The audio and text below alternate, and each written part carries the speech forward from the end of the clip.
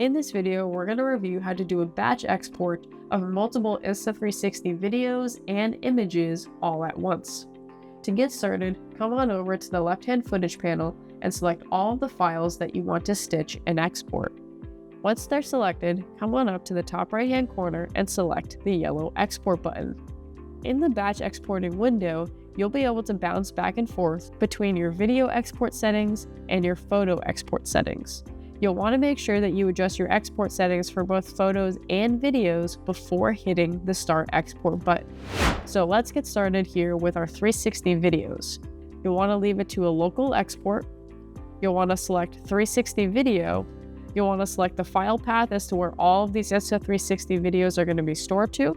You can likely leave all of your resolution, bitrate, format all the same. And then for media processing, you can either opt to remove grain for all of your selected videos, you can opt to add direction lock for all of your selected videos, and you can opt to add the flow state stabilization on for all of your videos. Once your video settings are set, come on over and select 360 photo in the top left corner. From here, you'll want to make sure that you select Export 360 photo at the top. You'll want to select your file path, and then from there, you can probably leave original resolution the same unless you want to make modifications to that. You can leave the automatic horizon level toggled on.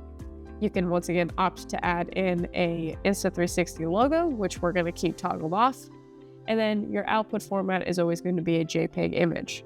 So once your 360 videos and photos export settings are correct, come on down to the bottom right and select the yellow Start Export button. Once it's ready to go, you'll be able to double click and open the images or videos in your preview monitor on your personal device. Now keep in mind, these will display similar to panoramic images until you pull it into a platform that supports 360 content. Once it's imported into a platform like ThingLink, it'll automatically connect the left side of your photo or video and the right side of your photo or video to make sure it's a fully immersive experience. Make sure to check out more of our Insta360 Studio tutorials or reach out to the Faculty Multimedia Center for further assistance.